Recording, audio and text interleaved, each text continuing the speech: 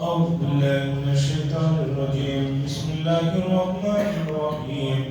إنما أمرت أن أعبد رب هذه البلدة الذي جعل إنما أمرت أن أعبد رب هذه البلدة الذي حرمها وله كل شيء وأمرت أن أكون من المسلمين وأن أتلو القرآن فمن اهتدى فإنما يهتدي لنفسه ومن ضل فقل إنما أنا من المنذرين وقل الحمد لله سيريكم آياته فتعرفونها وما ربك بغافل عما تعملون. بسم الله الرحمن الرحيم. طاسين.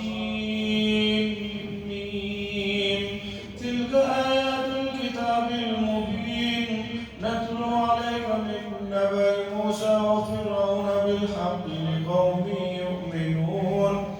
إن فرعون علا في الأرض وجعل أهلها شيعا يستضعف طائفة منهم يذبح أبناءهم ويستحيي نساءهم إنه كان من المفسدين. ونريد أن نمن على الذين استضعفوا في الأرض ونجعلهم أئمة ونجعلهم الوارثين ونمكن لهم في الأرض ونري فرعون وهامان وجنودهما منهم ما كانوا يحذرون.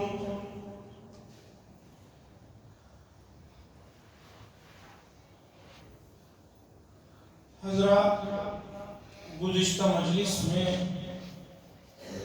اس آیت پر آ کر بات رکی تھی کہ جو آدمی کوئی نیکی کرے اسے اس سے بہترین بدلہ ملے گا، اور دوسرا اس کے لیے سب سے بڑا انعام یہ ہوگا وہ قیامت کے دن خوف زدہ نہیں ہوگا، وہ پریشان نہیں ہوگا۔ یہ سب سے بڑا انعام ہے کہ اس دن اس آدمی کے لیے سکون کی دولت نصیب ہوگی۔ اس سے بڑی کوئی دولت نہیں ہوگی جہاں پورا عالم جمع ہے اور سب اپنے مسائل میں گھرے ہوئے ہوں، وہاں کے دن کی کوئی آدمی سلامتی کی گارنٹی لے لے تو اس آدمی کے لیے بڑی بات ہے۔ ہمیں سے کتنے لوگ ہیں اس ملک سے دوسرے ملک کو جا رہے ہوتے ہیں یا ایک شہر سے دوسرے شہر کو جا رہے ہوتے ہیں، پریشان رہتے ہیں، لیکن پتہ چلا کہ بھی مکہ المکرمہ میں اترتے ہی ہمارا ایک رشتہ دار ہے جو ہمارے تمام چیزوں کو دیکھ لے گا تو آدمی تسلی ہو جاتی ہے۔ کوئی امریکہ جا رہا ہے، پریشان ہے کیا ہوگا، لیکن پتہ چلا امریکہ میں ایک آدمی ہے ہمارا قریبی، اس نے گارنٹی دے دی ہے کہ بھی چلے آؤ، کوئی مسئلہ نہیں، میں ایئرپورٹ سے ہی تمہیں لے لوں گا، تمہارے مسائل حل کر لوں گا۔ پوری فکر غائب ہو جائے۔ ایک چھوٹی سی دنیا کے ایک شہر سے دوسرے شہر میں جاتے ہوئے آدمی پریشان ہو رہا ہے، وہاں پوری دنیا ہی جمع ہوگی۔ وہاں اگر اللہ اپنی طرف سے سلامتی کا وعدہ کر رہے ہیں تو یہ بڑی نعمت ہے۔ اس نعمت کو حاصل کرنے کے لیے اگر آدمی نیکیوں کی طرف بڑھتا ہے تو یہ اس کی عقل مندی ہوگی، اور اتنی بڑی دولت ملنے کے وعدے کے بعد بھی اگر اس دنیا میں اچھائیوں کی طرف نہیں جاتا تو یہ اس کی بدنصیبی اور کم ہمتی اور بری قسمت ہے۔ اس کے بعد سورت کی آخری آیتیں ہیں جو میں نے ابھی آپ کے سامنے پڑھ کر سنائی، مکی سورت ہے۔ اللہ فرماتے ہیں کہ نبی صلی اللہ علیہ وسلم آپ ان لوگوں سے کہہ دیجئے انما امرت، مجھے تو بس اس بات کا حکم دیا گیا ہے۔ نبی کہہ رہے ہیں مجھے تو بس اس بات کا حکم دیا گیا ہے کہ میں عبادت کروں اس محترم شہر کی، رب کی، اس محترم شہر کے رب کی، یعنی کعبۃ اللہ جہاں واقع ہے مکہ المکرمہ البلدہ، یعنی اس محترم شہر کی میں عبادت کروں۔ مجھے تو اس بات کا حکم دیا گیا ہے۔ اس کے بعد یہ بھی بات ہے کہ اللہ نے اسے محترم بنایا ہے، اور صرف اللہ کی ملکیت شہر ہی نہیں ہے، وَلَهُ كُلُّ شَيْءٍ، اور تمام چیزوں کا حاکم وہی ہے۔ کوئی یہ نہ سمجھ لے صرف اللہ تعالیٰ مکہ المکرمہ کے حاکم ہیں، باقی شہر اللہ کی ملکیت نہیں۔ وَلَهُ كُلُّ شَيْءٍ، تمام چیزیں کا حاکم اللہ تبارک و تعالیٰ ہی ہے۔ وَأُمِرْتُ أَنْ أَكُونَ مِنَ الْمُسْلِمِينَ، اور مجھے حکم دیا گیا اس بات کا کہ میں فرما برداروں میں سے بن جاؤں، یعنی اللہ کی فرما برداری کروں، ان لوگوں میں شامل ہو جاؤں، اس کا مجھے حکم دیا گیا۔ جب نبی کو اس بات کا حکم ہے تو نبی کے ذریعے سے امتیوں کو خطاب ہے، ہمیں صرف اسی رب کی عبادت کرنی ہے جو تمام چیزوں کا خالق اور مالک ہے، اور ہمیں فرما برداروں میں سے شامل ہونا ہے۔ اور وَأَن نَتْلُوَ الْقُرْآنَ، اور مجھے اس بات کا بھی حکم دیا گیا ہے کہ میں قرآن مجید کی تلاوت کروں اور قرآن مجید کو سناؤں، لوگوں کو قرآن پڑھ کر سناؤں۔ اس کے بعد اللہ فرماتے ہیں فَمَنِ اهْتَدَىٰ، پس جو شخص جو ہے سیدھے راستے پر چل پڑا تو سمجھ لو کہ وہ اپنے لیے سیدھے راستے پر چل رہا ہے، اس کا فائدہ اسی کو ہوگا۔ وَمَنْ ضَلَّ، اور جو راستے سے بھٹک جائے، آپ کہہ دیجئے کہ میں تو ڈرانے والوں میں سے ہوں، خبردار کرنے والوں میں سے ہوں۔ دو باتیں ہیں، نتلو القرآن، کہ میں قرآن مجید کی تلاوت کر کے سناؤں۔ پتہ چلا کہ قرآن مجید کی تلاوت کا حکم بہت اہم ہے، اور سب سے زیادہ اسی چیز میں آج امت پیچھے ہے، دوسرے کام تھوڑے بہت کر لیتی ہے، لیکن تلاوت کلام اللہ کا اہتمام نہیں ہے۔ تلاوت کلام اللہ کا اہتمام ہونا چاہیے، گھروں میں بیٹھ کر قرآن مجید پڑھنے کا معمول بنائیے، خود بھی اور گھروں میں ماں اور بہنوں کو بھی اس چیز کی طرف توجہ دلائیں، اس لیے کہ قرآن کی تلاوت جہاں ہوتی ہے وہاں برکتیں، سکینتیں، رحمتیں نازل ہوتی ہیں۔ وَقُلِ الْحَمْدُ لِلَّهِ، اور کہہ دیجئے تمام تعریفیں اللہ ہی کے لیے ہیں۔ سَيُرِيكُمْ آيَاتِهِ فَتَعْرِفُونَهَا، ان قریب وہ تمہیں نشانیوں کو دکھلائے گا، فَتَعْرِفُونَهَا، اور تم اسے پہچان بھی لوگے۔ اب اسلام کے حق ہونے میں اور نبوت میں جو طرح طرح کی باتیں کر رہے ہو، ان قریب اللہ تعالیٰ اپنی نشانیوں کو دکھائیں گے، یعنی نبی جو جو کہہ رہے ہیں وہ چیزیں قریب ظاہر ہوں گے، فتعرفونہا، تم بھی اسے پہچان لو گے۔ اور 8-10 سال کے قلیل عرصے میں تمام چیزیں جو ہے ظاہر ہو کر رہ گئی۔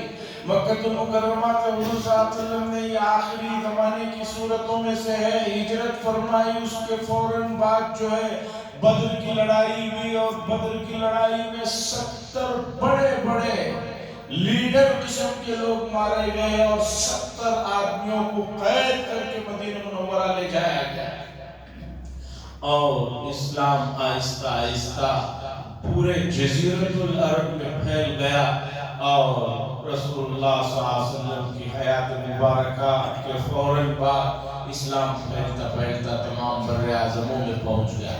تو کہہ دیجئے کہ تمام تعریفیں اللہ ہی کے لیے ہیں۔ سَيُرِيكُمْ آيَاتِهِ، ان قریب وہ تم کو دکھائے گا نشانیوں کو، فَتَعْرِفُونَهَا، اور تم پہچان بھی لوگے۔ وَمَا رَبُّكَ بِغَافِلٍ عَمَّا تَعْمَلُونَ، اور آپ کا رب جو کچھ یہ لوگ کر رہے ہیں اس سے بے خبر نہیں ہے، جو کچھ تم کر رہے ہو اس سب کا علم اللہ تبارک و تعالیٰ کو ہے۔ یہ سورۃ النمل ختم ہوئی۔ اب اس کے بعد جو سورت شروع ہو رہی ہے سورۃ القصص، قصہ قاف کے زبر کے ساتھ، قصص قصہ بیان کرنا، واقعہ بیان کرنا۔ اس سورت میں حضرت موسیٰ علیہ السلام کا واقعہ بیان کیا جا رہا ہے۔ تقریباً 42 آیتوں میں حضرت موسیٰ علیہ السلام کا واقعہ بیان کیا جا رہا ہے، تو اسی واقعے کی نسبت سے، اسی لفظ سے اس سورت کا نام سورۃ القصص رکھا گیا ہے۔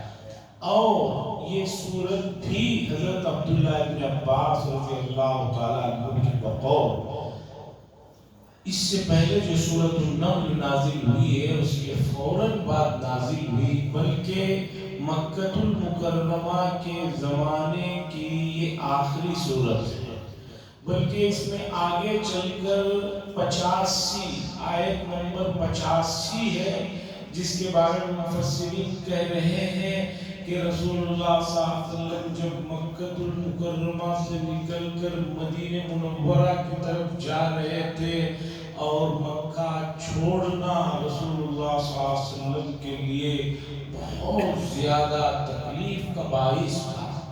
ایک تو اللہ کا محترم شہر جہاں کعبہ ہے، جہاں پورے خاندان ہے، جہاں 53 سال کی زندگی گزری ہے، ایک آدمی کی 53 سال کی زندگی جس شہر میں گزری اور اس شہر کو چھوڑ کر جانا یہ بڑا تکلیف دہ مرحلہ ہوتا ہے۔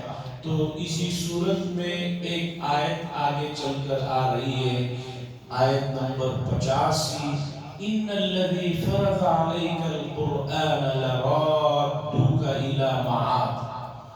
آپ فکر نہ کریں، غمزدہ نہ ہو، جو رب آپ کو یہاں سے لے جا رہا ہے وہ بہت جلد آپ کو اس شہر میں واپس لے جائے گا۔ اور اللہ کا وعدہ 8 سالوں میں پورا ہوا کہ اس طرح نکلے تھے، ٹھیک 8 سال کے بعد پورے مکے کے فاتح بن کر رسول اللہ صلی اللہ علیہ وسلم کو پھر مکہ المکرمہ میں لایا گیا۔ تو بہرحال یہ سورت مکی سورت ہے اور مکہ المکرمہ کے آخری زمانے کی سورت ہے، اور اس میں اللہ تعالیٰ نے مومنین کو تسلی دی اور یہ فرمایا کہ موسیٰ علیہ السلام کے واقعے میں اور ان کی قوم اسرائیل پر، اسرائیلیوں پر جو مصر میں ظلم و ستم ہو رہا تھا، لیکن اللہ تعالیٰ نے فرعون کو اور اس کے لشکر کو غرق کر کے اس جگہ کا انہیں مالک بنا دیا۔ تو اس لیے آپ لوگ بھی مکہ المکرمہ کے ظالموں کے ظلم سے مایوس نہ ہو، بہت جلد جو ہے یہ شہر بھی اور یہ سب کچھ تمہاری ملکیت میں ہو جائے۔ اور دوسرا اس میں آگے چل کر قارون کا واقعہ اللہ نے ذکر فرمایا۔ قارون جو بہت زیادہ مال و دولت کا مالک تھا، اسی طرح مکہ المکرمہ میں ابو لہب تھا جس کے پاس بہت زیادہ مال و دولت تھی۔ اس مال و دولت کے گھمنڈ میں وہ بہت زیادہ بےہودگیاں کر رہا تھا۔ اللہ تعالیٰ نے واقعہ بتایا کہ قارون اتنے خزانے کے ساتھ کچھ اس کا فائدہ نہیں ہوا، تباہ و برباد ہوا۔ بہت جلد اسی طرح مکہ المکرمہ کے ملینر ابو لہب کا بھی حال ہوگا، اور وہی ہوا، تبت یدا ابی لہب وتب، وہ ہلاک و برباد ہو گیا۔ اتنی حالت ہوئی کہ اسے کوئی لے جا کر تکفین کرنے کے لیے بھی راضی نہیں تھا۔ تو مومنین کے لیے اس میں تسلیاں، یہ 88 آیتیں ہیں، اور جو ہے ترتیب کے حساب سے، قرآن کی ترتیب کے حساب سے 28ویں نمبر کی صورت ہے، نزول کے اعتبار سے 49ویں صورت ہے، 9 رکوعات ہے، اور شروعات حروف مقطعات سے ہیں، طا سین میم۔ ان حروف کی اصل حقیقت اور معانی اللہ ہی بہتر جانتے ہیں، اللہ ہی کو معلوم۔ بسم اللہ الرحمن الرحیم، شروع اللہ کے نام سے جو بہت مہربان ہے، جو سب پر مہربان ہے، جو بہت مہربان ہے، سب پر مہربان۔ تلک آیات الکتاب المبین، یہ واضح کرنے والی کتاب کی آیات ہے، واضح کرنے والی کتاب کی آیتیں ہیں۔ اس میں کوئی چیز پوشیدہ یا خفیہ نہیں ہے کہ جو نہ سمجھ میں آنے والی۔ قرآن مجید ایسا کلام نہیں ہے کہ جو سمجھ میں نہ آنے والا ہو، نہیں، بالکل واضح کتاب ہے، ہر آدمی سے سمجھ سکتا ہے۔ یہ بایولوجی اور اسی طرح میتھس یا دوسرے ایسے سبجیکٹ جو بہت زیادہ ٹف ہوتے ہیں، جسے صرف جو ہے وہ بہت قریبی لوگ پڑھ سکتے ہیں، سمجھ سکتے ہیں، عام بھی نہیں سمجھ سکتا، ایسا مسئلہ نہیں ہے، واضح آیت ہے۔ نتلو علیک من نبأ موسیٰ، ہم آپ پر جو ہے موسیٰ اور فرعون کے کچھ حالات بیان کر رہے ہیں ٹھیک ٹھیک طریقے پر، تاکہ مومنین کے لیے اس میں تسلی ہو، مومنین کے لیے اس میں کچھ فائدہ ہو۔ جب گزرے ہوئے واقعات کو آدمی سنتا ہے اور اسے پتہ چلتا ہے کہ مشکل میں صرف میں نہیں، پہلے بھی لوگ مشکل میں رہے ہیں، ذہنی طور پر تسلی ہوتی ہے۔ آدمی کا جو ذہن ہے، آدمی کا دل و جو دماغ ہے، یہ اگر قابو میں رہے تو سمجھیے کہ پورا جسم قابو میں رہتا ہے، مسئلہ قابو میں رہتا ہے۔ اور دل و دماغ جب قابو سے نکل جاتا ہے تو پھر جسم اس کے ماتحت ہوتا ہے، وہ بے قابو ہو جاتا ہے۔ خاص طور پر موجودہ زمانے میں جہاں بیماریاں نئی نئی ظاہر ہو رہی ہیں، آدمی کو اپنے دل و دماغ کو قابو میں رکھنا چاہیے، اور اس کے لیے جسمانی تو طریقے سب کو معلوم ہے، ہیومینٹی کے لیے، طاقت کے لیے، وٹامنز کا وہ سب مسئلہ سب کو معلوم ہے، لیکن روحانی طور پر روح کو اور دل و دماغ کو مضبوط کرنے کے لیے اللہ کے سلسلے میں جو عقائد ہیں ان کو آدمی اچھی طرح ذہنشین کرے کہ اللہ ہی میرے خالق اور مالک ہے، اللہ کی مرضی کے بغیر کچھ نہیں ہوتا، اللہ میرے ساتھ ہے، اللہ مجھے سن رہے ہیں۔ یہ آدمی کے دل و دماغ میں رہے گا تو تسلی بنی رہے گی۔ اسی طریقے پر باوجود پلاننگ کے کوئی چیز خراب ہو گئی تو آدمی کہے کہ پھر مقدر میں یہی لکھا تھا، اس لیے واقع ہو گیا، تسلی ہو جائے۔ تقدیر کا سب سے بڑا فائدہ یہی ہے۔ اسی لیے امت مسلمہ کے مقابلے میں ترقی یافتہ ملکوں میں اتنی سہولتوں کے باوجود بھی خودکشیاں ہوتی رہتی ہیں اور ہو رہی ہیں۔ کیوں؟ اس لیے کہ آدمی سوچتا ہے اتنی پلاننگ کی پھر بھی میں جو ہے ناکام ہو گیا، یہ ہو گیا، اور برداشت نہیں کرتا، آخر میں خودکشی کر لیتا ہے۔ اور بقول مرزا غالب کے آدمی خودکشی کیا تسلی کے لیے، خودکشی کے بعد بھی تسلی نہ ملی تو پھر کیا کریں گے؟ وہ کہتے تھے کہ مر جائیں گے، مرنے کے بعد بھی کچھ نہ ہوا تو پھر کہاں جائیں گے؟ اس لیے اللہ کی ارادے اور مشیت کو سمجھیں اور اسے بٹھائیں۔ اور دوسرا ایک اہم نسخہ حدیث نے ہمیں یہ بتایا کہ آدمی جب بھی کچھ حالات سے دوچار ہو تو یہ دعا کثرت سے پڑھا کرے، اور وہ دعا ہے لا حول ولا قوة الا باللہ، لا حول ولا قوة الا باللہ۔ حدیث میں ہے کہ اس کے پڑھنے والے کو 99 فائدے حاصل ہوتے ہیں، ان میں سے سب سے چھوٹا اور ہلکا فائدہ یہ ہے کہ آدمی غموں اور فکروں سے نجات پا لیتا ہے، غموں سے اور فکروں سے نجات پا لیتا ہے۔ فکر بڑھتی ہے وہ غم کو لے جا کر چھوڑ دیتی ہے، غم بڑھتا ہے آدمی نڈھال ہو جاتا ہے۔ اس دعا کے پڑھنے سے یہ فائدہ حاصل ہوتا ہے، آدمی جب بھی کوئی مسئلہ ہو اس دعا کو پڑھے اور اس کے مفہوم کو ذہن میں رکھے۔ کیا مفہوم ہے؟ لا حول ولا قوة الا باللہ، کوئی طاقت اور قوت نہیں ہے اللہ کے علاوہ، اللہ ہی کے پاس تمام قوتیں ہیں، کوئی چیز کو پھیرنے والا نہیں ہے، اور قوت بھی کسی کے پاس نہیں ہے مگر اللہ کے پاس ہے۔ یہ مفہوم رکھ کر جب آدمی پڑھے گا تو مسئلہ قابو میں رہے گا۔ اللہ فرماتے ہیں ان فرعون علا فی الارض، بے شک فرعون زمین پر سرکشی پر تلا ہوا تھا اور اس نے بنا دیا تھا لوگوں کے گروہ، وجعل اہلہا شیعا، اس نے بنا دیا لوگوں کو گروہ در گروہ بنا دیا تھا۔ یستضعف طائفۃ منہم، ان میں سے ایک گروہ کو اس نے دبا کر رکھا تھا۔ کن کو؟ اسرائیلیوں کو۔ یہ بات 12 تفسیر سے گزر چکی ہے۔ اسرائیل لقب ہے حضرت یعقوب علیہ السلام کا۔ اسرائیل، لفظ اسرائیل یہ یعقوب علیہ السلام کا لقب ہے، اس کے معنی ہے اللہ کا بندہ۔ اسرائیل لفظ کے معنی ہے اللہ کا بندہ۔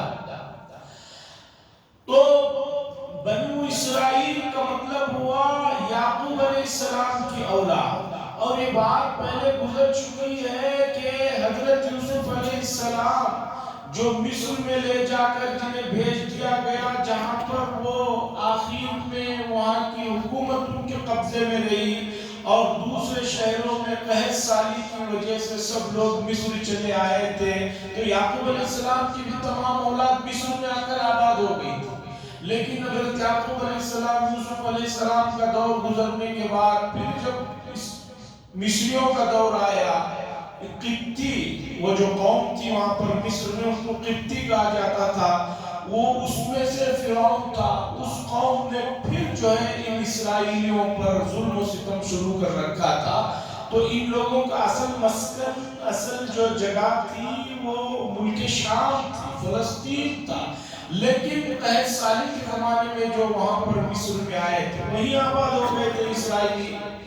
تو اللہ فرماتے ہیں استضعف طائفۃ منہم، فرعون نے دبا رکھا تھا اور ایک گروہ کو دبا رکھا تھا، ذبح کرتا تھا لڑکوں کو اور زندہ چھوڑ دیتا تھا عورتوں۔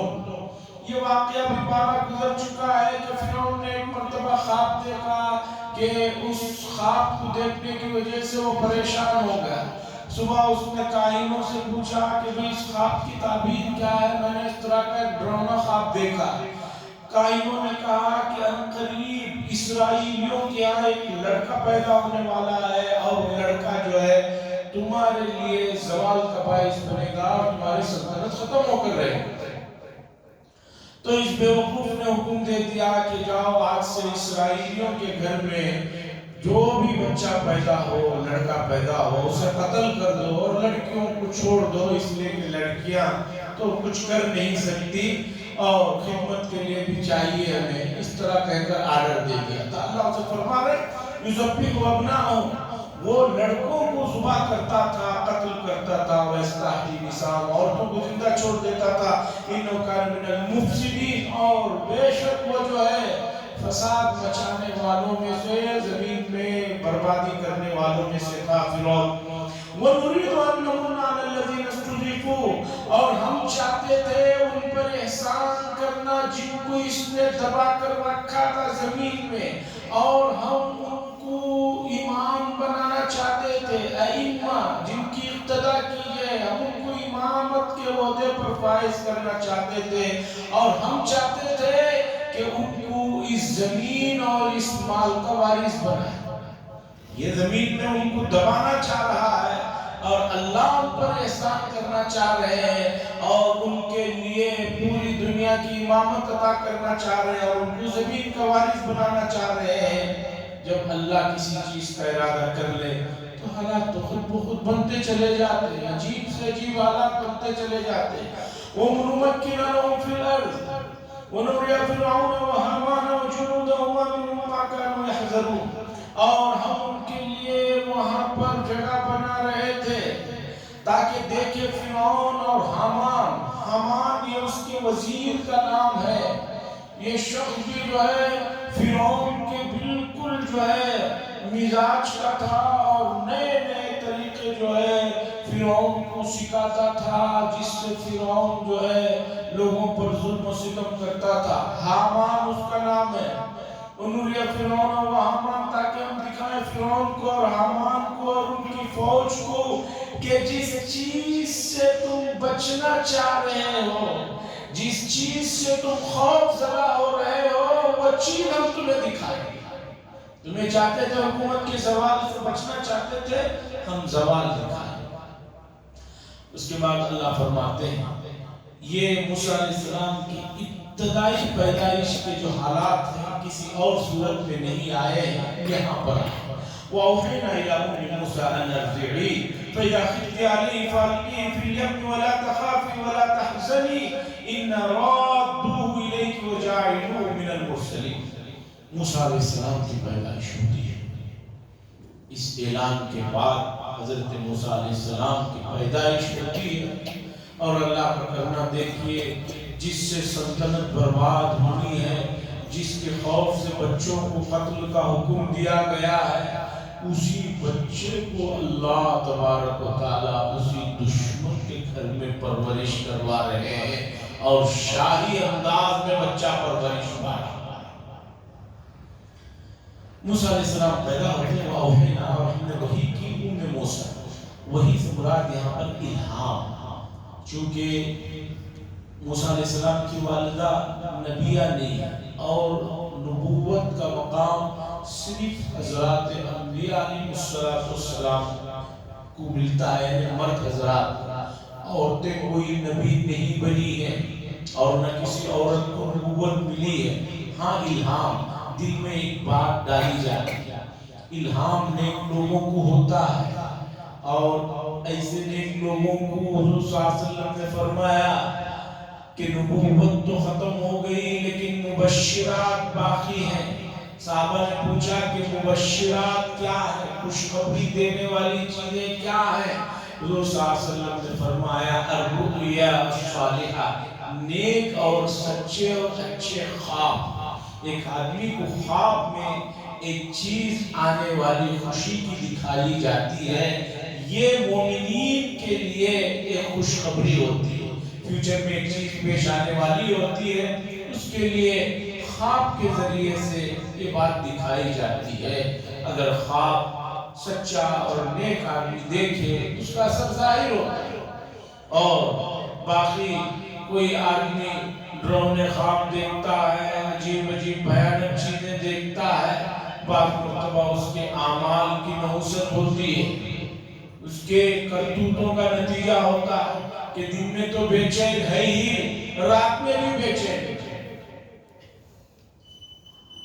کتنے لوگ ہیں جو ذہنی مریض ہو گئے ہیں خوابوں کی وجہ سے، عجیب عجیب خواب نظر آتے ہیں، چیخ مار کر اٹھ جاتے ہیں۔ ایسے سب لوگوں کا علاج یہ ہے کہ ان لوگوں کو سب سے پہلے فرما برداری کی زندگی میں آنا ضروری ہے، اور رات میں سونے سے پہلے اچھی طرح وضو کریں، اور جو آیات اور جو احادیث میں دعائیں ہیں ان کو پڑھ کر اپنے اوپر دم کر کے سوئیں۔ اور تیسرا مسئلہ، جس کمرے میں سو رہے ہیں اس کمرے کو مکمل پاک صاف رکھیں۔ ایسا نہیں کہ گندے کپڑے وہیں پڑے ہوئے ہیں، وہیں دوسری چیزیں پڑی ہوئی ہیں، اور بےہودہ تصویریں، بےہودہ میگزینیں، اخبار پڑے ہوئے ہیں۔ ایسے کمروں میں سونے والوں کو 12 گھنٹے بھی آدمی سوتا ہے تو اس کا نہ دل بھرتا ہے نہ جسم اس کی تھکان دور ہوتی ہے۔ اور کچھ اللہ کے بندے ہیں 10-15 منٹ سوتے ہیں، اور ان کو 10-15 منٹ میں 10-12 گھنٹے کی کیفیت حاصل ہو جاتی ہے۔ حضرت امام ابو حنیفہ علیہ الرحمہ کے بارے میں آتا ہے کہ پوری زندگی جو ہے وہ رات میں سوتے نہیں تھے، اور ظہر کے بعد تھوڑے سی دیر خیلولہ کرتے ہوئے فرماتے کہ خیلولہ کرنا یعنی دوپہر کے بعد کھا کر 10-15 منٹ 20 منٹ 25 منٹ سونا حضور صلی اللہ علیہ وسلم کو پسند تھا، اس لیے خیلولہ کرنا۔ یہ روایتیں اولیاء اکرام کے بارے میں جب بیان کی جاتی ہیں تو بہت سے لوگوں کو مسئلہ پیش آتا ہے، کہتے ہیں کہ بھئی کیسا ایک آدمی پوری رات نہیں سو رہا، عشاء کے وضو سے فجر پڑھ رہا ہے، میری تو سمجھ میں نہیں آتا۔ ابھی قریب میں سعودی عرب میں ایک شہر ہے خمیس مشیق، خمیس مشیق میں ایک بہت بڑے اللہ والی احمد الحواشی، ایک ہفتے کے آس پاس کا وقفہ ہے، ان کا انتقال ہوا۔ 40 سال سے زیادہ وہ ایک مسجد میں امام بھی رہے، اور بہت کثرت سے قرآن مجید پڑھتے تھے۔ ان کے قریبی لوگوں نے یہ واقعہ سنایا اور لکھا ہے، خاص طور پر جو حضرات عربی جانتے ہیں ان کو فیس بک وغیرہ میں ملے گا، اور میرے بھی ایک ساتھی ہیں انہوں نے ان کے بارے میں بہت سے معلومات فراہم کی۔ انہوں نے لکھا کہ گزشتہ کئی سالوں سے عشاء کے بعد مسجد میں جو عشاء کو داخل ہوتے تھے تو فجر پڑھا کر ہی نکلتے تھے، اور پوری رات قرآن کی تلاوت رہتی تھی اور صبح نکلتے تھے۔ ایک آدمی نے اس پر لکھا ہے کہ جب اس زمانے میں ایک اللہ والی کا یہ عالم ہے کہ وہ عشاء کے وضو سے صبح کی نماز تک لگا ہوا ہے، کیونکہ مسجدوں میں کیمرے ہوتے ہیں، سب ہوتا ہے، دیکھنے کے بعد میں پتہ چلا کہ پوری رات آدمی لگا ہوا ہے۔ تو انہوں نے لکھا ہے کہ 1200 سال 1300 سال پہلے اگر کوئی امام ابو حنیفہ ہے کسی اور آدمی کے بارے میں ایسے بات کہے تو اس میں کیا تعجب ہے؟ جب اس زمانے میں اتنی سہولتوں کے ساتھ ان کا یہ عالم ہے تو کیا؟ تراویح میں 10 سے 12 قرآن مجید ختم فرماتے تھے ایک تراویح میں رمضان میں، حامد الحواش۔ تو بہرحال اور الہام بات چلی تھی الہام پر، رات میں سونے کے وقت میں جو ہے کمروں میں اس طرح کی بہودہ چیزیں رہنے سے ڈراؤنے خواب آتے ہیں جس سے نیند جو ہے ادھوری اور مکمل نہیں ہوتی، تو وہی کا مطلب الہام۔ اسی سے استخارے کا مسئلہ بھی ہے، بہت سارے لوگ پوچھتے ہیں کہ کام کرنا ہے، میں کہتا ہوں کہ بھئی کوئی عالم غیب نہیں ہے، کسی کو غیب کرنا ہے معلوم ہے، استخارہ کرنا ہے۔ اب لوگوں کو استخارے میں یہ کسی نے سمجھا دیا ہے کہ نماز پڑھتے ہی سو جانا، یہ بھی غلط۔ استخارہ کی نماز پڑھنے کے بعد نہیں سو جانا ہے، وہاں سے نہیں ہلنا ہے، یہ بھی غلط۔ نمبر 2، اس کے بعد خواب دیکھنا۔ لوگ کہتے ہیں کہ میں نے خواب دیکھا، میں وہ خواب کا اس استخارہ سے کوئی تعلق نہیں۔ استخارہ میں ہوتا کیا ہے کہ آپ کبھی بھی نماز پڑھیے، اب آپ کو استخارہ کرنا ہے، جاتے جاتے 2 رکعت نماز پڑھ لیجیے استخارے کی نیت سے، اور اس کے بعد بیٹھ کر دعا کیجیے کہ اللہ آپ عالم الغیب ہیں، آپ سب کچھ جاننے والے ہیں، مجھے نہیں معلوم کہ میرے لیے چیز بہتر ہے یا نہیں، جو بہتر ہے تو دل میں رکھ دیجیے، جو بہتر نہیں تو دل میں ختم فرما دیجیے۔ اب ہوتا کیا ہے کہ جو ایسا ہو رہا ہے، کبھی کروں کبھی نہ کروں، کبھی جاؤں کبھی نہ جاؤں۔ اب استخارہ کی نماز پڑھ کر دعا کرنے کے بعد انشاءاللہ آنے والے 24 گھنٹے تک کسی ایک طرف بات جو ہے پکی ہو جائے گی، اور اگر 24 گھنٹے میں پکی نہیں ہوئی، کل ظہر تک نہیں ہوئی، تو پھر کل ظہر کے بعد 2 رکعت پڑھ لیجیے، دوسرے دن تک دیکھیے، پھر تیسرے دن سے ہو جائے گا۔ یہ نہیں ہے کہ پڑھ کر سوئے اور اسی طرح ایک کا استخارہ دوسرا نہیں کر سکتے۔ بہت سارے لوگ کہتے ہیں کہ حضرت استخارہ کرا، اور آج سے بہت پہلے کوئی نیوز کوئی کیو ٹی وی بول کر کچھ آتی تھا، اس میں یہاں سے بیٹھ کر فون کر کے مجھے استخارہ کراتا تھا، اور اتنے سارے لوگوں کا وہ استخارہ منٹوں میں بول بھی دیتے تھے۔ ایسا نہیں، وَأَوْحَيْنَا، ہم نے الہام کیا موسیٰ علیہ السلام کی والدہ کی طرف، ان ارضعی، بچہ پیدا ہوا ایسے دودھ پلائیے، فَإِذَا خِفْتِ عَلَيْهِ، پس جب آپ خوف کرنے لگے، فَأَلْقِهِ فِي الْيَمِّ، آپ سمندر میں ڈال دیجئے۔ ایک صندوق بنایا گیا اور اس میں موسیٰ علیہ السلام کو رکھا گیا اور صندوق کو سمندر میں ڈال دیا۔ وَلَا تَخَافِي، اللہ فرماتے گھبرائیے مت، وَلَا تَحْزَنِي، اور غم اور صدمہ بھی نہ کریں، إِنَّ رَادُّهُ إِلَيْكَ، بے شک ہم آپ کی طرف لوٹائیں گے اس کو، یعنی اس بچے کو لوٹائیں گے، وَجَعِلُوا مِنَ الْمُرْسَلِينَ، اور ہم ان کو رسولوں میں سے ایک رسول بنائیں گے۔ فَالْتَقَطَهُ آلُ فِرْعَوْنَ لِيَكُونَ لَهُمْ عَدُوًّا وَحَزَنًا، بس موسیٰ علیہ السلام کو سمندر میں ڈال دیا گیا تاکہ فرعون والے کے لیے آگے چل کر عدو و حزنا، دشمنی اور غم کا سبب بنے۔ ان فرعون و حامان و جنودهما كانوا خاطئین، بے شک فرعون اور حامان اور اس کی فوج جو ہے وہ غلطیوں پر تھے۔ وقالت امرأة نے کہا واقعہ تفصیل سے گزر چکا ہے، رکھ کر بھیج دیا گیا۔ پہلے زمانے میں ہر دریا کے ساتھ قریب میں محل ہوتے تھے اور محل میں پانی جانے کے لیے ایک جو ہے چیز بنائی جاتی تھی، چھوٹی سی نہر بنائی جاتی تھی۔ ابھی بھی مغلیہ سلطنت کی بنی ہوئی عماراتوں میں دیکھ لیجئے تو اس سمندر میں ڈال دیا گیا دریائے نیل میں، اور دریائے نیل کو ایک جگہ اس کی چھوٹی نہر بنا کر فرعون کے محل میں جاتی تھی۔ وہ صندوق وہاں پہنچ گیا اور فرعون کی بیوی اور اس کے خداماؤں نے وہ صندوق اٹھایا، دیکھا تو اندر بچے ویسے ہی پیارے ہوتے ہیں، اور حضرات انبیاء کی خوبصورتی کا تو پوچھئے گا، چونکہ اللہ تعالیٰ حضرات انبیاء کو یہ تمام چیزیں اعلیٰ درجے میں، اعلیٰ مقدار میں عطا کیے ہوئے رہتے ہیں۔ اور فرعون کی بیوی نے اٹھایا اور کہنے لگی کہ یہ ہماری، میری اور تمہاری آنکھوں کی ٹھنڈک ہوگی، اسے قتل مت کیجئے، اس بچے کو امید ہے قریب ہی ہمارے لیے فائدہ پہنچائے گا، یا نہیں تو ہم اسے اپنا لڑکا بنا لیں گے۔